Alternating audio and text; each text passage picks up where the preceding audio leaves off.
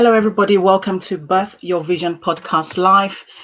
This is the show where we provide inspiration, advice, strategies, and tips for women in business, and also for aspiring female entrepreneurs who are looking to turn their skills or ideas into a successful, profitable business. So each week, I interview a successful business expert who have birthed their own business and have actually achieved success. And so they are here to actually tell us their journey and their experiences and also share great knowledge with you. So welcome. My name is Hannah Kupuli, the founder of All Women's Network. I'm a podcast host and a presenter. And so today we are going to be talking all about opportunities for women to succeed in male-dominated industry. And so joining me is an amazing guest, the beautiful and amazing Emma Hawkins, the founder of Fortuna FX. She's going to be telling us all about how she was able to start her own business and also support other female to actually join her. And she's going to be telling us how she's able to do it, even juggling motherhood and also a business as well. So without further ado, I'm going to be welcoming her. But just before I welcome her, I just want to tell you just a little bit about Emma.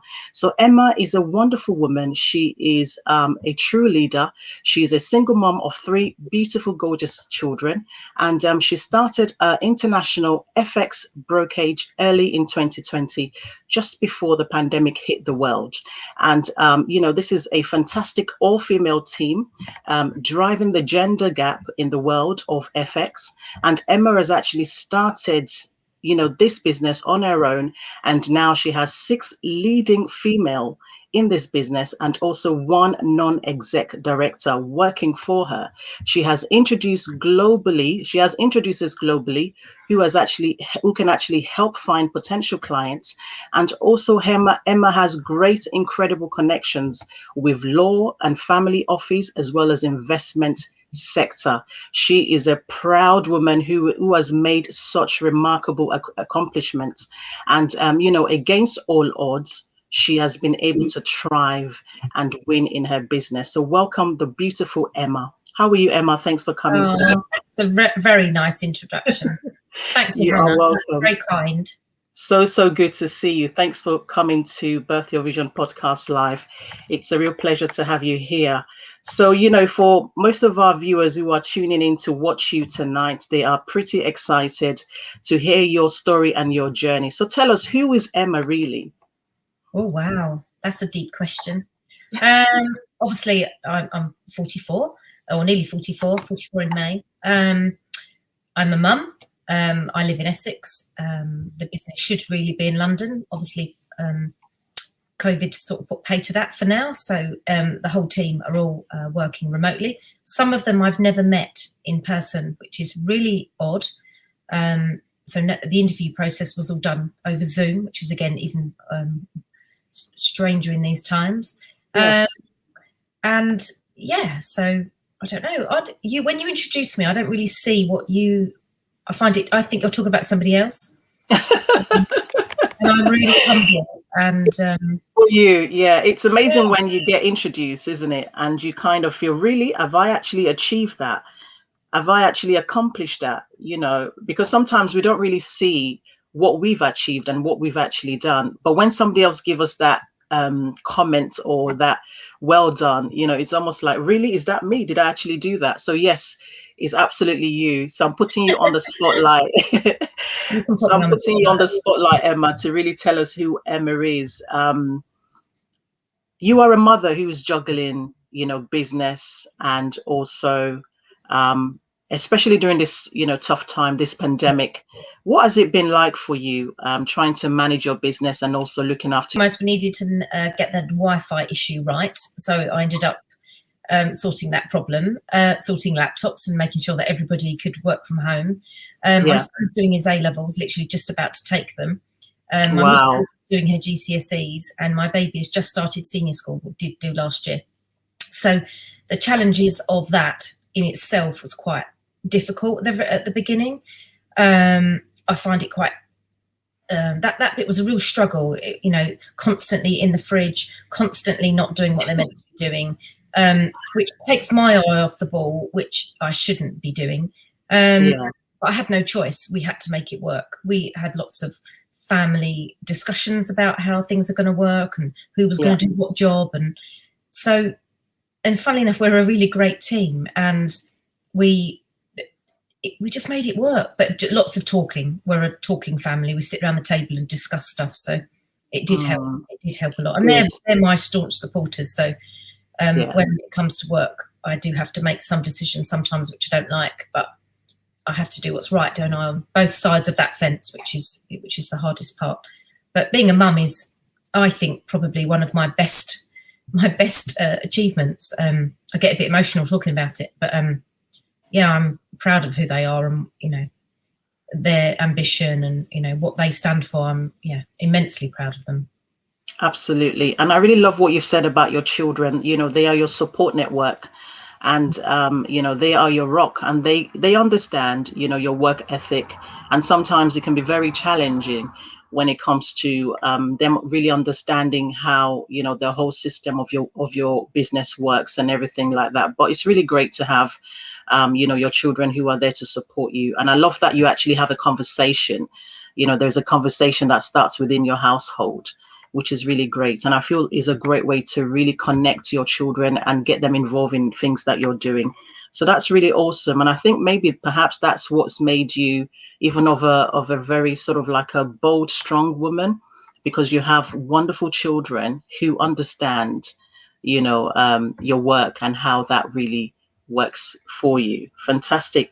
So, take us back to your career and your journey. How did it all start? Oh, wow. So my career actually started, I left college and trained as a graphic designer. That was going to be my career. I wanted to sort of follow in my dad's footsteps because he was a car designer.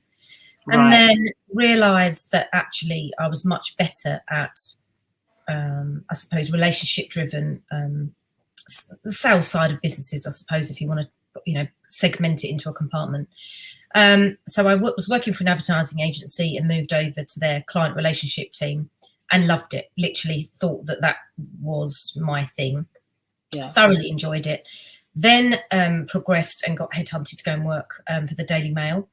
Left there when I then moved to work for local radio. So at that time it would have been part of the Global Group, which was actually back then it was GWR, but still the Daily Mail Group. But anyway, ended up with a 15-year radio career.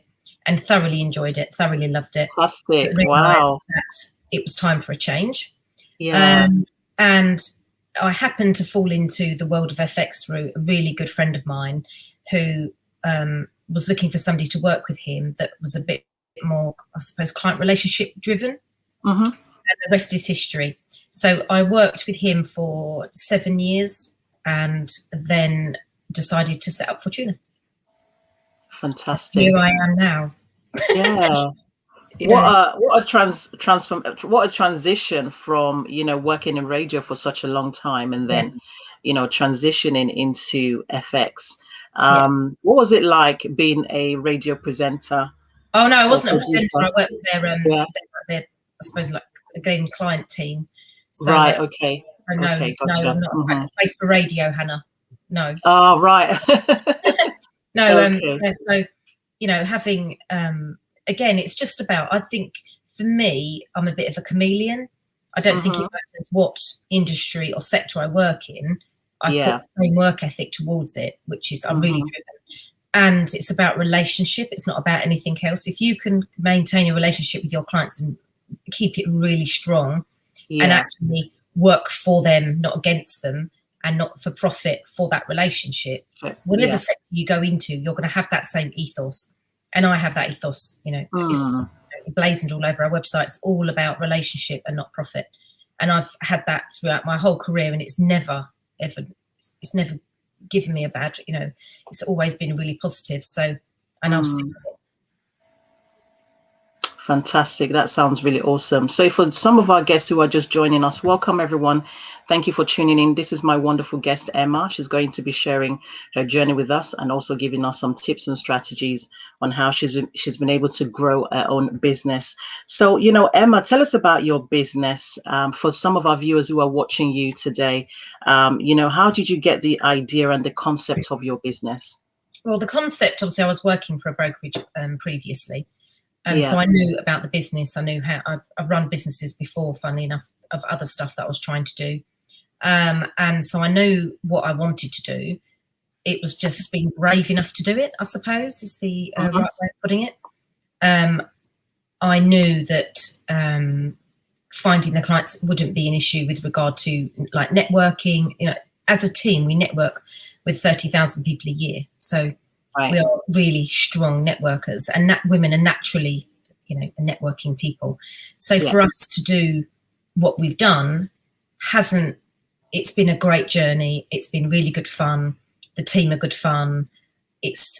I've just loved every minute of it, and I would not look back now. We've just, you know, and I joke around and say we've nailed it.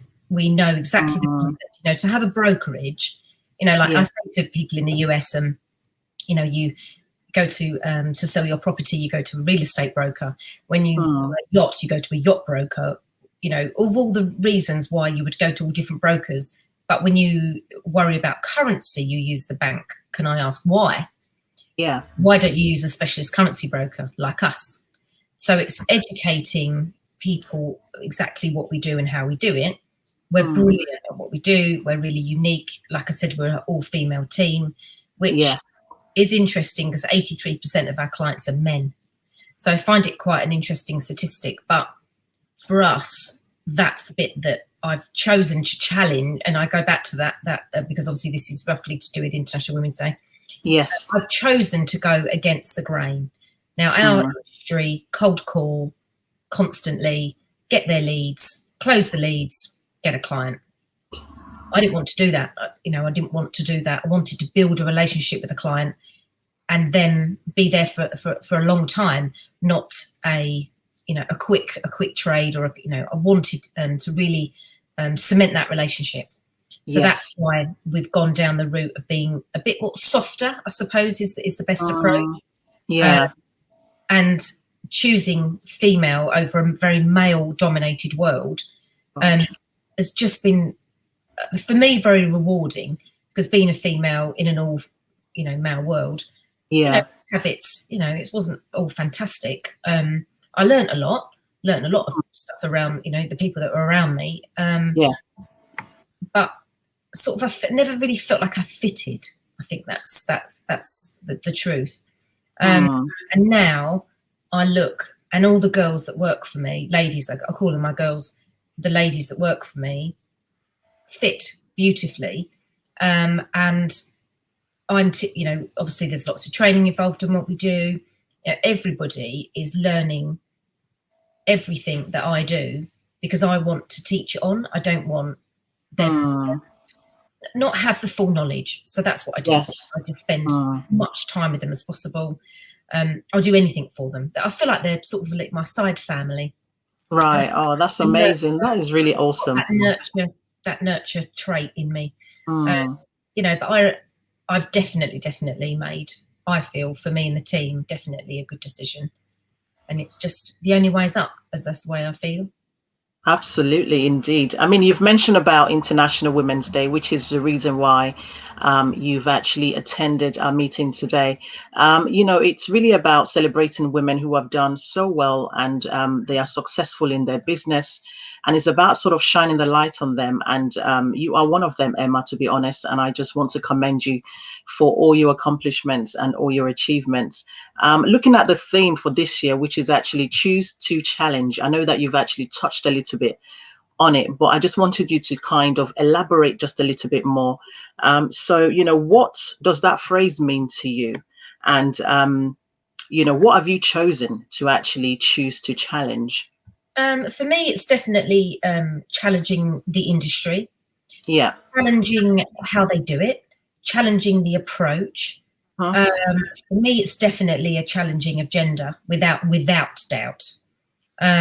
Because I've realised, which I knew anyway, but I've realised it more, the more women that, for example, the reason that I want to support women, I'm a mum, I'm on my own with 3 children. If I need to go to parents' evening, I'm going to go. I don't want people to have to book half-day holiday. I don't want people to have to worry about it. I just want people to go.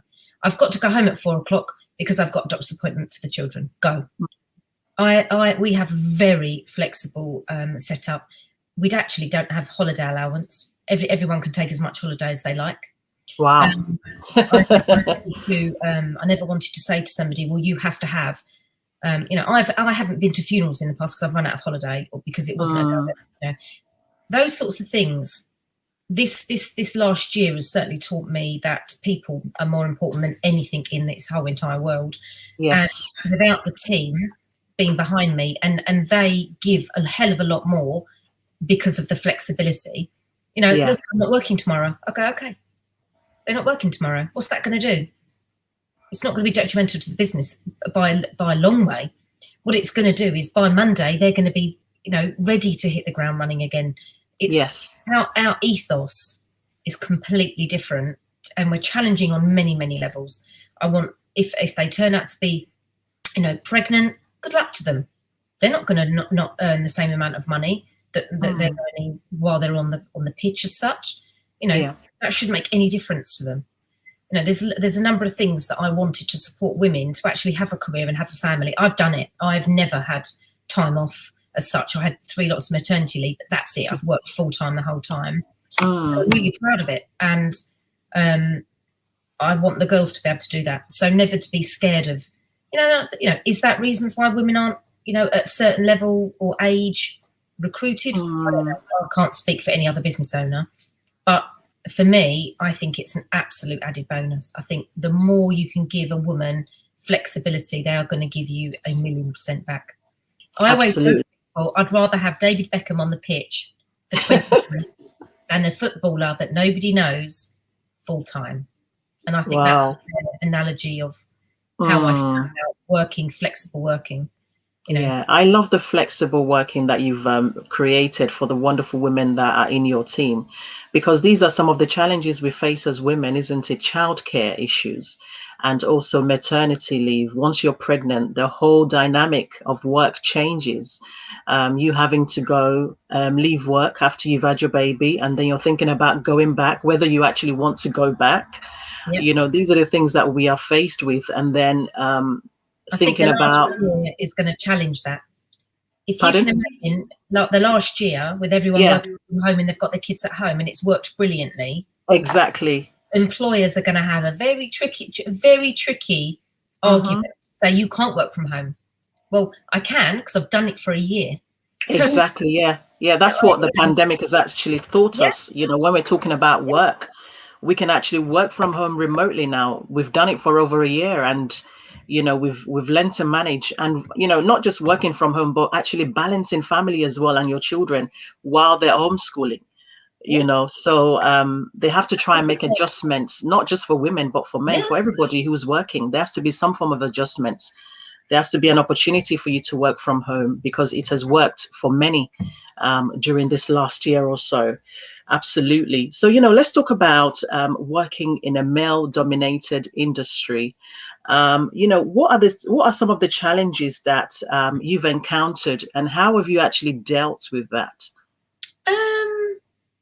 There hasn't been that many challenges. There's been some moments where you sort of feel like maybe you're not, you don't fit, or all of those sorts of reasons. I haven't found it. If anything, you stand out a bit. So when you go to Women in Business networking or City Women's networking, or whatever networking groups you're part of, you tend to stand out as a woman because there aren't many of you in the industry. So when people say, what do you do for a living? I do often get, do you? Yeah, that's what I do for a living.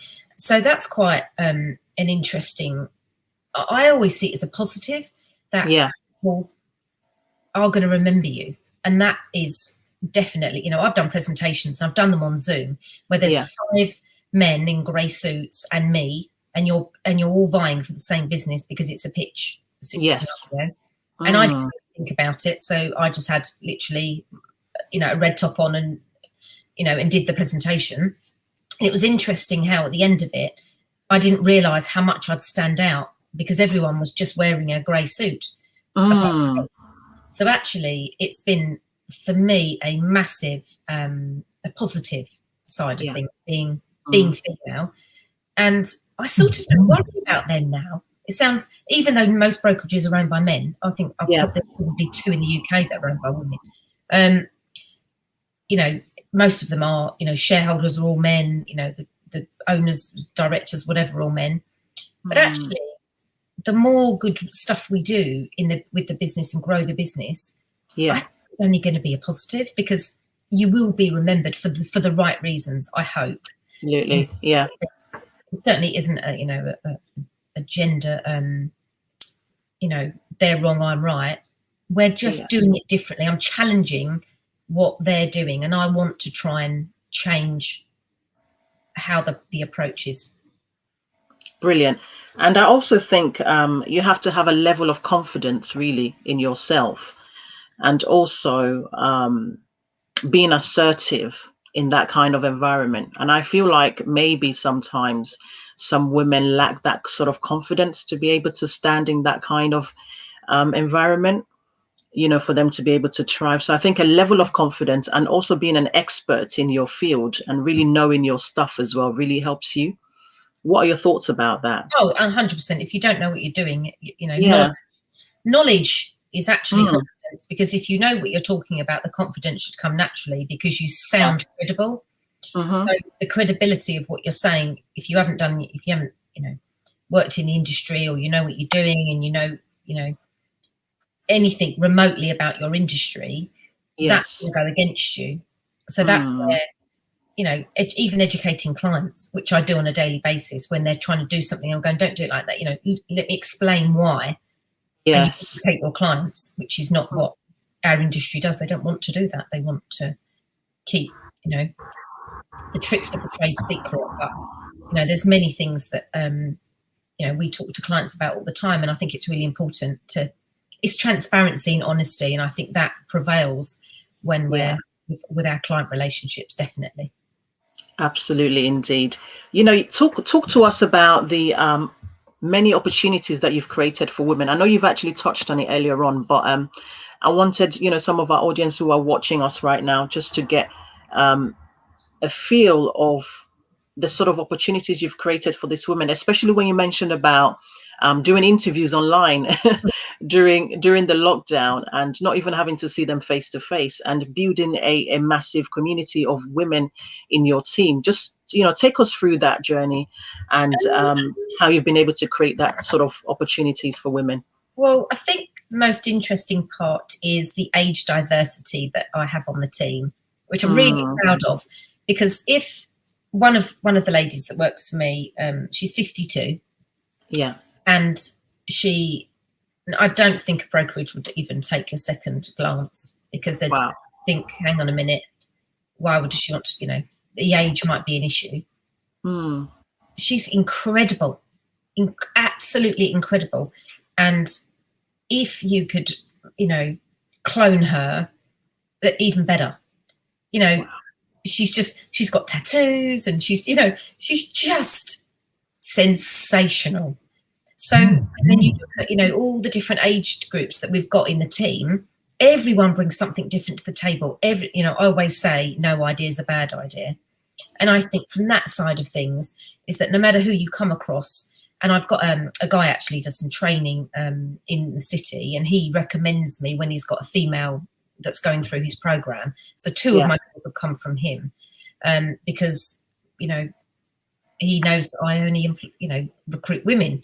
So it's a bit of an easy conversations. He says, look, talk to her, because, you know, see how you get on, which has been fantastic. But I like the fact we are such a diverse team. Yes.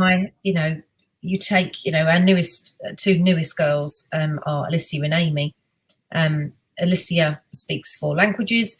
Amy trades Forex for fun. And so having that come to the table without trying very hard is just incredible. You know, that they want to be part of my journey, and I'm just so proud of it. I really am. I'm probably gushing a bit, but I am really proud of it. It sounds so good. And you know, tell us a little bit more about your business and what products or services you actually offer for our listeners who are watching us. To make it really nice and simple, and I hope it gets. We make international payments for the corporate and private sector. So, for example, importers, exporters, people buying property, they would naturally go to a bank to facilitate that trade. We do that by basically saving them a lot of money by giving them a better exchange rate, and we don't charge a penny for our services, not even from signing up through to payment fees. None of it's chargeable. So I always say to people, you know, a bit like Money Supermarket, but for the currency world. So we go to different lines of liquidity. We don't have one. We actually have 5 that we go to that we can get our pricing from. So all dependent on what currencies, exotics, which we've been doing quite a lot of lately. Dependent on what the client needs. So we are very much a conversational at the beginning of a relationship to understand how we can help them. You know, are they taking dollars? Are they sending dollars? Are they, you know, selling euros, buying euros? You know, whatever their setup is and how we can help them is how we. So we basically move money. As my daughter said, you'll laugh at this. My daughter thought I worked in Asda behind the till doing euros for your holiday. Really? I see what you mean. Is that your youngest daughter? Yeah. It was very amusing. Oh, bless her heart. Oh, fantastic. That sounds really awesome. So for most of you who are watching us tonight, I just want you to reach out to Emma. You've heard what she said about the product and the services that they offer. If this is of interest to you, please do get in touch. I'll be leaving her email and her contact website also for you to actually go and access that as well. So Emma, tell us about the kind of advice you would give a woman who is actually thinking of starting a business, and maybe they're struggling with self-doubt. What kind of tips or advice would you give them, knowing that you've been through, you know, different types of challenges, you know, in your life, but against all odds, you still managed to start your business, and also being a single mother, looking after 3 wonderful children must be very tough. But you've gotten the strength from somewhere, and you're here today, you know, and we are so proud of your achievement. So what advice would you give a woman who's watching us right now, if they want to start? I would say, first and foremost, give me a ring. I'll give anyone my mobile number. Ring me. If you've got an idea, like I say, no idea is a bad idea. It's just got to be thought through the process. Don't think that you can't do it, because in life there's 2 types of people. There's pipes and drains. Attach everything to a pipe so it feeds positivity and feeds, you know, everything good about life is. So connect yourself with pipes. Always do some form of business plan. I've written my business plan pretty much every week since I started the business. It changes constantly. And I add ideas into it, and I think, oh, I'll do that, and add a little idea. Talk to my accountant, talk to my non-exec director about it, talk to my marketing lady. All these things that I keep evolving and making the business something different, because that's what the business needs. People write a business plan, and they normally do it for a loan or for something through the bank, and then they just shred it, and then they just forget about it. Don't ever do it. Keep your business plan in the back of your diary and constantly change it. I've just had this idea. Where would that fit in the plan? Where would that fit in the costings? Where would that fit in the P&L? How would that fit in the structure? If I took this team member on, how would that work? What would the levels be? What would the profit be? Constantly adjust your moving. It's a bit, I call it a shopping list. You don't go shopping with no list, do you, as a mum? Go with a list, with a structure. You put all your dairy together, your vegetables, you're organised. That's the point about running a business, is having your head constantly screwed on. Now, I started Fortuna with £1,200. That's what I started with. But I waited, and I got the business name registered, and then I did the next thing. What did I need to do? And I wrote myself a list on my business plan. What I needed to do: make a bit of revenue, do the next thing. And that's how I structured it, with no loan, no, I did it on that £1,200. Yeah. And as the business grew and grew and grew, I was able to do more things. And that, to spend, a few £1,000s on, networking for the girls. Now it's just something that's written into the business plan, but it wasn't at the very beginning. And I'd loved, you know, I've got loads of scribbles on mine, and I cross it out and start again, and you know, so that's when I say to people, you know, reach out to me. I really mean it. I've been there, done it, and I've done it in a pandemic. I got to, you know, I'm split up from my children's dad last year. I'm now, you know, on my own. If I can do it, and I'm telling you, anyone can do it. You have to believe in yourself first and foremost, and your idea has to be good. But beyond that, just start small. I started small, and I've grown it and grown it and grown it. And now I never thought I'd be the team we are now. If you said to me this time next year, you'll have a team, and, you know, Fridays you'll have team meetings, and you'll have team drinks, and you'll be, you know, I would not have believed you. I'd have said you're mad. But everyone has loved the idea. Everyone's loved the concept. Everyone's loved our story of why we're doing it. And we want to better the, you know, better the industry. We want to add things that are different. I want somewhere for women to go for work purposes. You know, anyone can work for me. You've just got to be brilliant with clients. So, you know, I have people contact me and say, you know, when are you next doing, you know, your recruitment drive? I said, yeah, I'll let you know. You know, I'll just let you know. Because it's not about, you know, I've got girls that work 2 days a week. I've got people that work 3 days a week. I've got people that work full time. I've got people that just work evenings. You haven't got to be the stereotypical 9 to 5 city, get on the train, you know, somebody that, you know, just wanted a couple of days, you know, a week work. That's actually out there. Yeah. Would it have fitted normally in the industry? No. So hence I want to have an ethos of anybody can do what I do. Anyone. Wow, there's so many nuggets in there. So ladies and gentlemen, if you're watching, please do get in touch with Emma. You've heard her. You know, when she's doing a recruitment drive, you are welcome. And you just have to have that strong work ethic and be ready to work, really. So she's shared a journey. She's shared how she's been able to manage and balance and juggle. And she believes in herself. And there's something about you, Emma. I love your confidence, you know, and you're someone that just goes for what they want, isn't it? You believe in it and you just go for it. And I love the fact that you write things down. You know, when you were starting your business, you wrote it down. Right, I've already got it signed.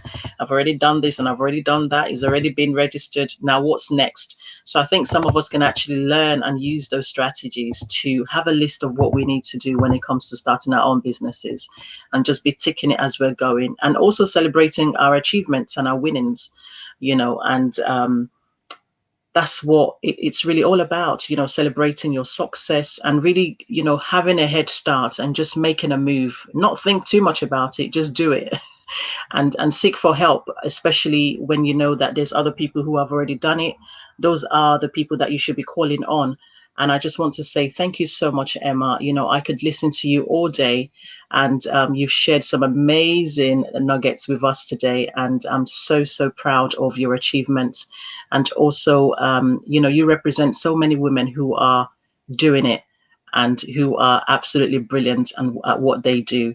And I just want to commend you and say well done, and keep up the good, great work that you're doing. And also empowering women as well, giving them the platform to have flexible working, and really looking at the things that they are challenged by, and helping them to kind of resolve it, you know, starting with your team as well, which is really, really awesome. So congratulations, Emma, on your success and your achievements. Thank you so much.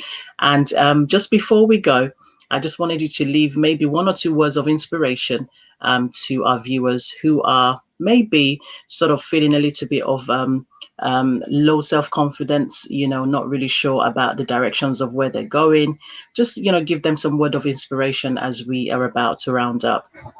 Oh, wow, that's a really tough one. I really say it, just believe in what you can achieve. It comes from within, and just actually make yourself proud and stop worrying about what anyone else is doing on Facebook or whatever. Ignore them all. If you are happy, and I'm really happy, that's the root of it.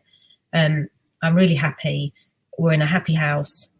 a happy business, and every day I get up and I'm really excited to get at my desk, and that, you know, is a really nice place to be. And I know the girls feel the same, and that's just so rewarding that you're constantly being surrounded by positivity.